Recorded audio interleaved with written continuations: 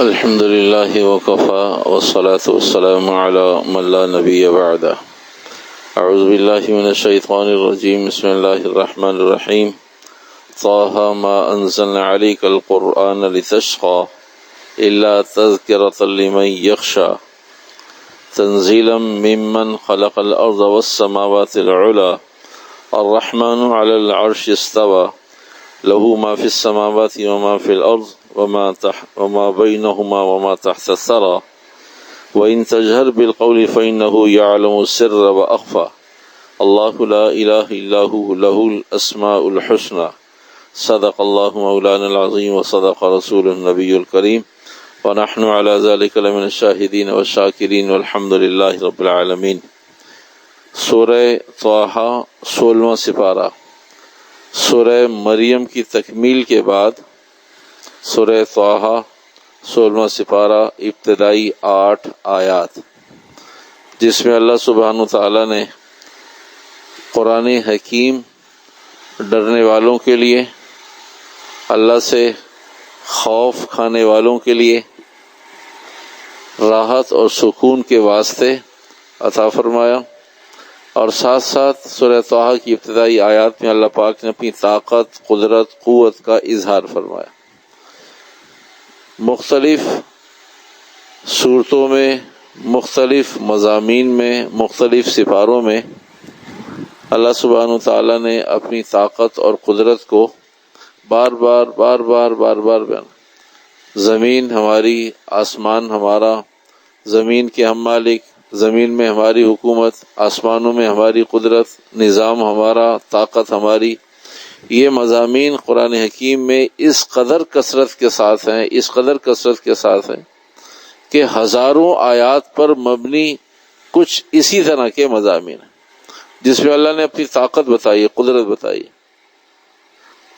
سوال یہ ہے کہ اللہ کی طاقت کا کوئی انکار کر رہا ہے؟ قولی انکار کوئی نہیں کرتا، لیکن عملی انکار ہر آدمی کر رہا. زبان سے کوئی نہیں کہتا کہ اللہ کی طاقت نہیں، اللہ کی قدرت نہیں، اللہ کی حکومت نہیں. تو مفسرین فرماتے ہیں کہ اللہ پاک نے اس کثرت کے ساتھ ان آیات کو، اس طرح کے مضامین کو ذکر کیا ہے. بندہ کہتا ہے اللہ کی طاقت، اللہ کی قدرت، اللہ کی حکومت، اللہ کی پکڑ جب چاہے جیسے کرے، لیکن بندے کا عمل اور بندے کا قول دونوں جمع نہیں ہوتے. ایک طرف کہتا ہے اللہ جب چاہے پکڑ کر لے، پھر گناہ بھی کرتا ہے، پھر نافرمانی بھی کرتا ہے، پھر حکم عدولی بھی کرتا ہے، پھر اللہ کے حکم کو چھوڑ کر خواہش پہ بھی چلتا ہے. تو یہ دونوں چیزیں جمع نہیں ہوتی. مانتا ہے، کہتا ہے، اقرار کرتا ہے، لیکن عمل سے اس کا ثبوت نہیں دے پاتا. تو اس لیے اللہ نے اتنی کثرت کے ساتھ ان آیات کو ذکر کیا ہے کہ اگر قرآن حکیم کے صفحات کا احاطہ کیا جائے تو شاید کوئی ایک صفحہ ایسا نہیں ہوگا قرآن حکیم میں، کوئی ایک رکوع ایسا نہیں ہوگا جہاں کوئی نہ کوئی مضمون اللہ کی طاقت، قدرت، حکومت کا نہ ہو. ہماری طاقت، مانو ہماری طاقت. تو سورہ طٰہٰ کی ابتدا بھی طٰہٰ ما انزلنا علیک القرآن لتشقى. ایک بات تو یہ کہ حضرت عمر رضی اللہ تعالی عنہ اسی سورت کی ابتدائی آیات سن کر مسلمان ہوئے تھے. سعید بن زید ان کے بہنوئی ہیں اور فاطمہ بن خطاب ان کی بہن ہے. حضرت خباب رضی اللہ تعالی عنہ انہیں قرآن حکیم کی تعلیم دے رہے تھے. بنی زہرہ کا ایک آدمی راستے میں ملا، حضرت عمر نے تلوار ایسے کھلی لٹکائی ہوئی تھی. عمر خیریت تو ہے؟ فرمایا الفاظ اس لیے ضروری ہیں کہ مضمون سمجھ میں نہیں آئے گا. تو الفاظ وہ ہیں کہ آپ علیہ الصلوۃ والسلام کو قتل کرنے کے لیے جا رہا ہوں. کہا کیوں؟ کہا اس لیے کہ مکہ میں خاندانوں میں، لوگوں میں، بہن بھائیوں میں، بیٹوں میں، اولادوں میں، نسلوں میں، میاں بیوی میں بہت اختلاف پیدا ہو گیا. کہا کیوں؟ کہا وہ اختلاف کی سبب صرف آپ علیہ الصلوۃ والسلام کا محمد ہے. انہوں نے کیا کیا ہے؟ کہا ان کی بات ماننے پر میاں بیوی میں اختلاف ہو گیا، اولاد اور ماں باپ میں اختلاف ہو گیا، بھائیوں میں اختلاف ہو گیا، خاندانوں میں اختلاف ہو. اس لیے میں نے سوچا کہ آپ علیہ الصلوۃ والسلام کو قتل کر کے ایک کام اپنے قبیلے کے لیے ایسا کروں کہ لوگ کہیں کہ آپ نے واقعتاً جہاں سے اختلاف کی بات شروع ہو رہی تھی، جہاں سے لوگوں کی دو رائے بن رہی تھی، تو میں لوگوں کی کم از کم یہ پریشانی تو دور کر دوں۔ تو بنی زہرہ کا ایک آدمی حضرت عمر سے پوچھا، عمر بن خطاب کہاں؟ کہ اللہ کے نبی علیہ السلام کے پاس۔ کہا پھر آپ بنی زہرہ سے، بنی ہاشم سے مقابلہ کر لیں گے؟ اس لیے کہ ان کے مقابل میں، آپ کے مقابل میں اور ان کے حق میں، حضور علیہ الصلوۃ والسلام کے حق میں بنی زہرہ بھی کھڑے ہوں گے، اس لیے کہ وہ آپ علیہ الصلوۃ والسلام کے حق میں، بنو ہاشم بھی رشتہ داریاں ہیں، آپ مقابلہ کر لیں گے؟ کہا بعد میں دیکھیں گے۔ کہا آپ جا تو رہے ہیں آپ علیہ الصلوۃ والسلام، لیکن آپ علیہ الصلوۃ والسلام کے بارے میں آپ کو فکر ہونی چاہیے، اور آپ ایسا قدم اٹھانے جا رہے ہیں، لیکن آپ کو معلوم ہے جس بات کے لیے آپ علیہ الصلوۃ والسلام سے نالا و ناراض ہیں، وہ چیز، وہ دعوت، وہ احکامات، وہ قبولیت تو خود آپ کے گھر میں فاطمہ جو آپ کی بہن ہے اور سعید بن زبیر جو آپ کے بہنوئی ہیں، انہوں نے بھی تو اسی بات کو قبول کیا ہوا ہے۔ تو پھر راستہ چھوڑ کر دار ارقم میں، حضور علیہ الصلوۃ والسلام صفا پہاڑی کے قریب دار ارقم ایک چھوٹا سا مکان تھا، تو وہاں سے راستہ چھوڑ کر بہن کے گھر آ گئے۔ حضرت خباب رضی اللہ تعالی عنہ پڑھا رہے تھے، تو دروازے کھٹکھٹا کر جب اندر آئے تو کہا مجھے کچھ آواز آ رہی تھی۔ حضرت خباب تو چھپ گئے، تو بہن نے کہا کہ بھئی ہم کچھ پڑھ رہے تھے۔ کہا اس کا مقصد ہے کہ تم نے اپنا آبائی دین چھوڑ دیا ہے، کہ اگر آبائی دین ٹھیک نہ ہو تو، اور جو ہم نے دین قبول کیا ہے، جو مذہب قبول کیا ہے، وہ کہنے والا اور بھیجنے والا اللہ اور رسول دونوں ٹھیک ہو تو اس بات پر اتنا مارا کہ لہو لہان کر دیا، بہنوئی کو بھی مارا اور بہن کو بھی مارا، اور بہن بچانے آئی تو بہن بھی خون میں لت پت اور بہنوئی بھی۔ تو کہا اچھا مجھے دکھاؤ صحیح، ایسا نہ ہو کہ میں غلطی پر ہوں، کیا ہے؟ حضرت عمر سے کہا کہ آپ ناپاک ہیں، اس وقت پاکی حاصل کریں۔ حضرت عمر کو پاک کروایا، نہلا دھلا کر، کہ آپ دیکھیے کیا ہے یہ، آپ کو اس میں کیا نظر آتا ہے؟ حضرت خباب رضی اللہ تعالی عنہ بھی جو چھپے ہوئے تھے گھر میں، وہ بھی حاضر ہو گئے۔ فرمایا اے عمر، آپ کو ایک خوشخبری سنانا چاہتا ہوں، کیونکہ آپ نے کہا دکھاؤ مجھے قرآن، سناؤ مجھے قرآن، دیکھوں میں قرآن، یہ علامت ہے اس بات کی کہ آپ کے اندر کوئی داعیہ پیدا ہوا ہے۔ اور یہ مفسرین لکھتے ہیں یہ داعیہ کیوں پیدا ہوا؟ حضرت عمر عرب ہیں اور قرآن حکیم عربی میں۔ حضرت عمر کے کانوں سے ایسا نہیں ہے کہ وہ سمجھتے نہیں تھے، ایسے نہیں انہیں معلوم نہیں تھا، پہلے بھی معلوم تھا، وہی آتی تھی، لوگ سنتے سناتے تھے، اور اس زمانے میں بہت زیادہ رواج اور اہتمام تھا کہ خاموشی سے دوسروں کو بتایا کرتے تھے۔ تو وہ جو بہن اور بہنوئی کا خون نکلا ہے، پہلے دن جو خون نکلا ہے، دین کے لیے خون دیا گیا ہے، اس پر حضرت عمر رضی اللہ تعالی عنہ کی دل کی زمین کو اللہ نے نرم اور ہموار کر دیا۔ تو کہا ہمیشہ یہ دین خون دے کر، قربانیاں دے کر، مشقتیں اٹھا کر تو قوم میں عمر پیدا ہوں گے، امت میں عمر پیدا ہوں گے جب قربانیاں دی جائیں گی۔ حضرت عمر نے کہا دکھاؤ، بہرحال قصہ مختصر، حضور علیہ الصلوۃ والسلام کے پاس لے جاؤ مجھے۔ کہاں ہے وہ؟ تو کہا آپ کو نہیں معلوم کہاں ہے؟ دار ارقم میں۔ کہا اچھا میں اکیلا جاتا ہوں، خود جاؤں گا، اس لیے کہ پہلے حضور علیہ السلام کے پاس ہی تو جا رہے تھے۔ کہا میں اکیلا جاتا ہوں۔ حضرت حمزہ، حضرت طلحہ وہاں موجود تھے، کسی نے بتایا کہ عمر چلے آ رہے ہیں، کچی آبادیاں تھیں، تعمیرات نہیں تھیں، آبادیاں کم ہونے کی وجہ سے دور سے چلتا ہوا آدمی نظر آتا ہے۔ کہا یہ کون ہے؟ کہا چال تو حضرت عمر کی ہے، اس لیے کہ جب آدمی دور ہوتا ہے شکل نہیں پہچانی جاتی تو چال سے پہچانتا ہے کہ چال فلاں کی ہے۔ کہا لگتے تو حضرت عمر ہیں، جب قریب آ گئے تو کہا عمر ہی ہیں۔ تو آپ علیہ الصلوۃ والسلام پر وحی نازل ہو رہی تھی، آپ علیہ الصلوۃ والسلام بھی موجود تھے۔ فرمایا کیا گفتگو؟ فرمایا حضرت عمر آ رہے ہیں۔ تو حضور علیہ السلام نے فرمایا آنے دو۔ حضرت حمزہ نے فرمایا ہمارے لیے عمر کا خون کرنا کوئی مسئلہ نہیں ہے، اگر وہ غلط نیت سے آ رہے ہیں، اور اگر وہ صحیح نیت سے آ رہے ہیں تو آئیں۔ حضور علیہ الصلوۃ والسلام کی زیارت ہوئی، ملاقات ہوئی، تو حضور علیہ السلام فرمایا اے عمر، ابھی کیا آپ کے لیے وقت نہیں آیا کہ آپ حق کو قبول کر لیں؟ فرمایا اللہ کے نبی حق ہی قبول کرنا آیا ہوں۔ حضور علیہ الصلوۃ والسلام نے جو پہلا جملہ حضرت عمر کو دیکھ کر کہا، اے عمر کیا ابھی حق قبول کرنے کے لیے وقت نہیں آیا؟ فرمایا حق ہی قبول کرنے آیا۔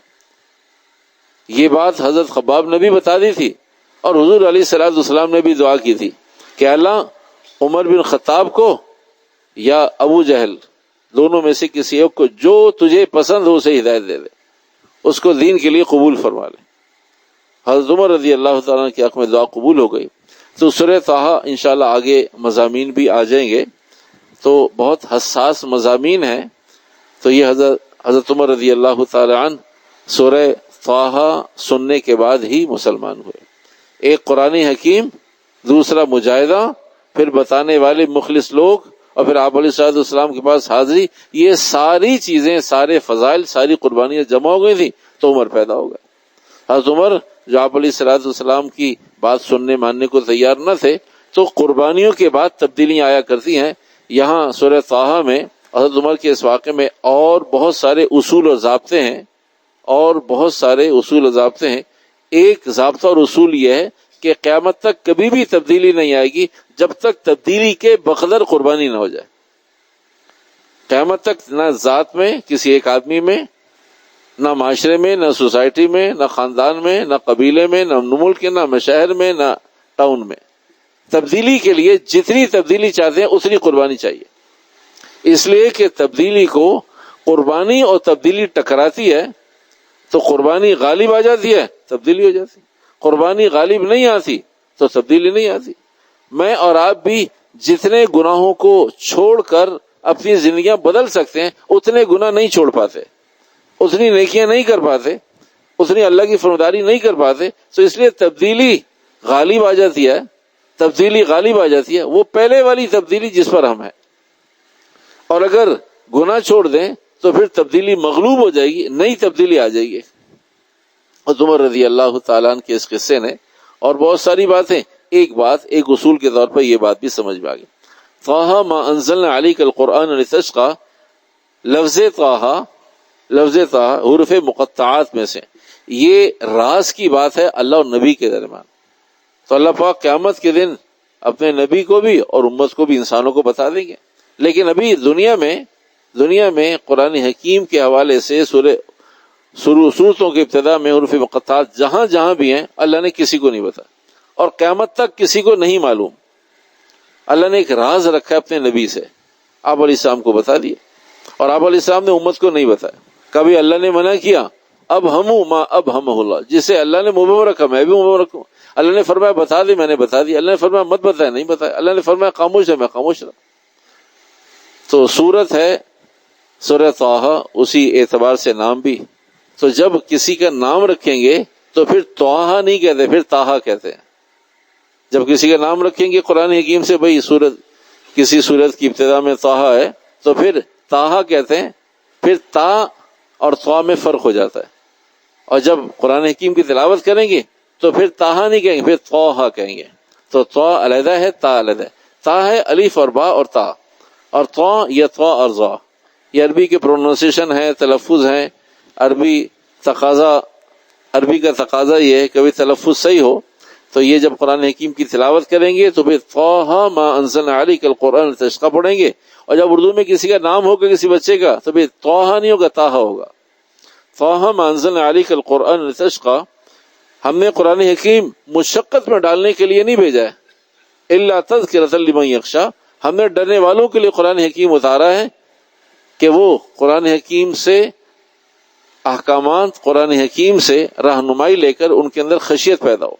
تو قرآن حکیم آدمی کے اندر اللہ کا خوف پیدا کرنے کے لیے اللہ فرمانے اس لیے پیدا کیا، اس لیے ہم نے بھیجا ہے۔ تو آپ علیہ الصلوۃ والسلام پر جب قرآن حکیم نازل ہوا تو آپ صلی اللہ علیہ وسلم اسے تہجد میں، نفلوں میں، رات کی نماز میں بکثرت پڑھا کرتے تھے، اور اتنا پڑھا کرتے تھے کہ آپ کے پیروں پر ورم آ جاتا، آپ کے پیر متورم ہو جاتے، ورم شدہ ہو جاتے۔ تو اس پر مسلمان آپ علیہ الصلوۃ والسلام سے درخواست کرتے، ازواج مطہرات آپ سے درخواست، اللہ کے نبی علیہ الصلوۃ والسلام آپ بخشا ہیں، تو آپ علیہ فرماتے افلا اکون عبدا شکورا، تو میں اللہ کا شکر گزار بندہ نہ بنوں۔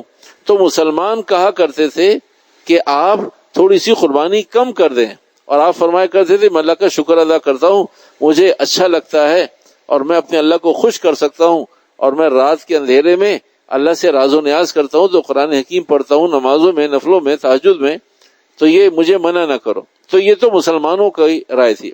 مشرکین یہ کہا کرتے تھے، قابل رحم سمجھتے تھے آپ علیہ السلام کو۔ اسی طرح تفاسیر میں، عربی اردو کی تفاسیر میں اسی طرح لکھا ہے کہ کیا قرآن حکیم نازل ہوا ہے، آپ علیہ السلام تو مشقت میں پڑ گئے، تکلیف میں آ گئے، تو قرآن حکیم کیا نازل ہو گیا؟ یعنی وہ منفی پہلو استعمال کرتے تھے اور تنقید کیا کرتے تھے آپ علیہ السلام کہ اچھا قرآن حکیم نازل ہوا ہے کہ آپ علیہ السلام تو تکلیف میں آ گئے۔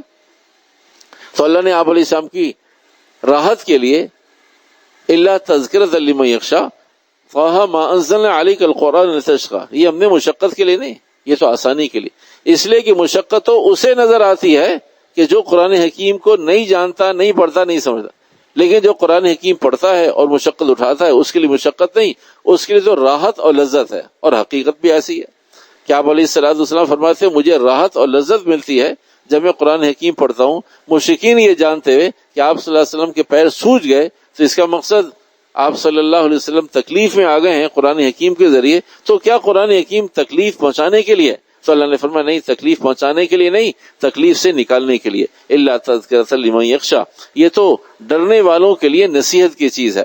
جو ڈرے گا اور جو اسے قبول کرے گا اس کے اللہ پاک خشیت کو پیدا کرے گا۔ اللہ فرماتے ہیں تنزیلا ممن خلق الارض والسماوات العلی، تمہیں معلوم ہے کہ تم قرآن حکیم کے بارے میں بغیر سوچے سمجھے کیا رائے قائم کرتے ہو؟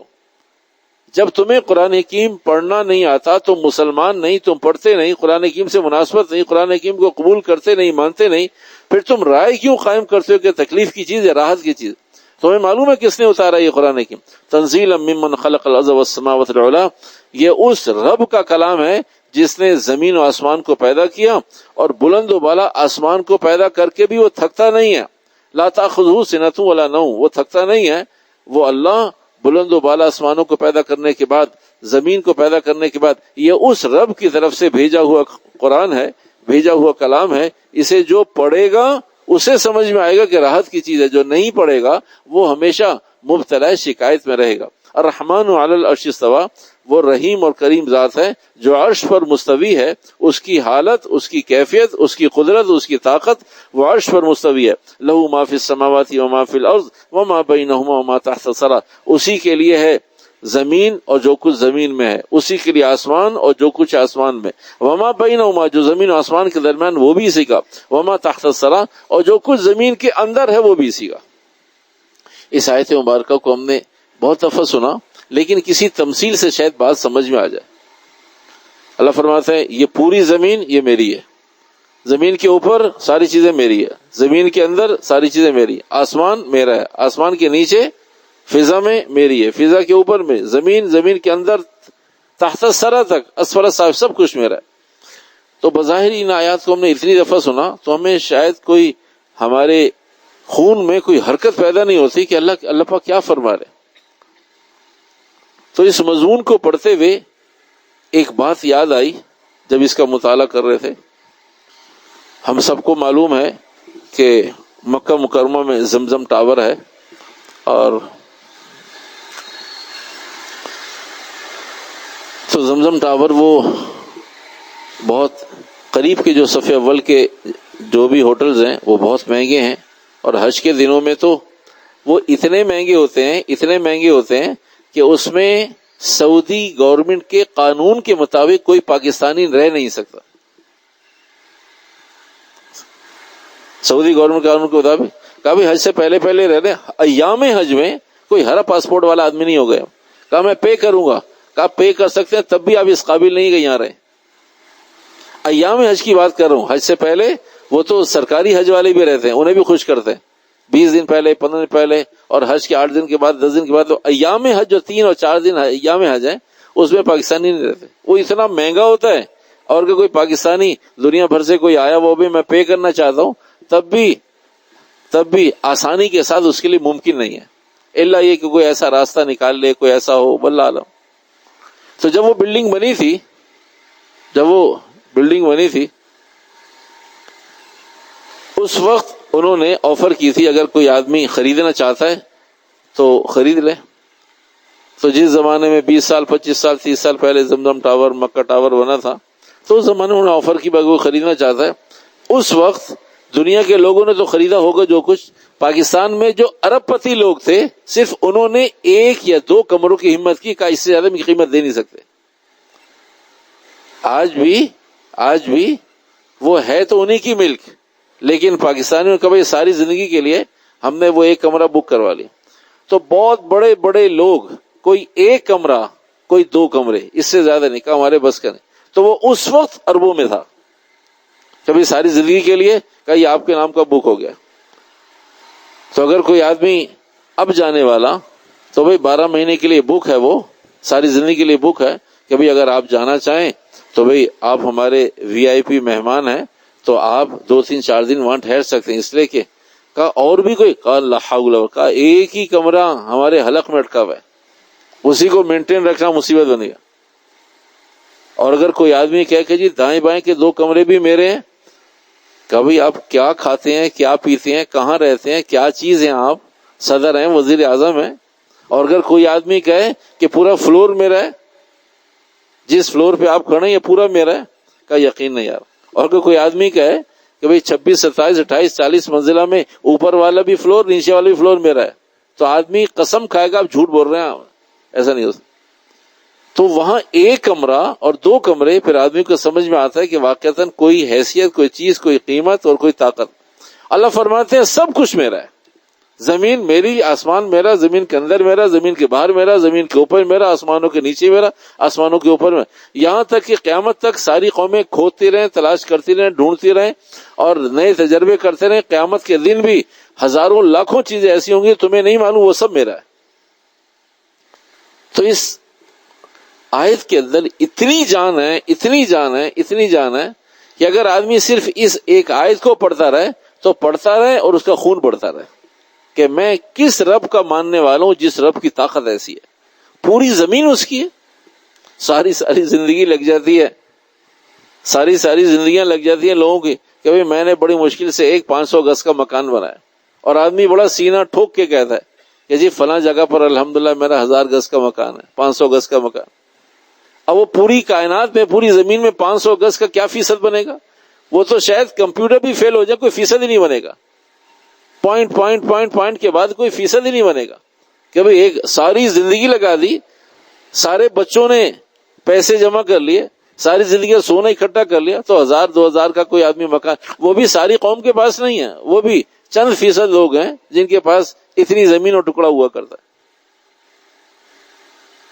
اور اللہ فرماتا ہے ساری زمین میری ہے. کہا جو تمہارا ہے وہ بھی میرا ہی ہے، جو تمہارے پاس ہے وہ بھی میرا ہے. لہو ما فی السماوات و ما فی الارض. اے لوگو جانو اپنے رب کی طاقت اور قدرت کو کہ زمین بھی میری، زمین کے اندر باہر بھی میرا، آسمان بھی میرا، آسمان کے اندر باہر بھی میرا، وما بینہما، ان دونوں کے درمیان جو کچھ ہے، خود زمین و آسمان کے درمیان اور خود زمین کے اندر اور آسمان کے اندر.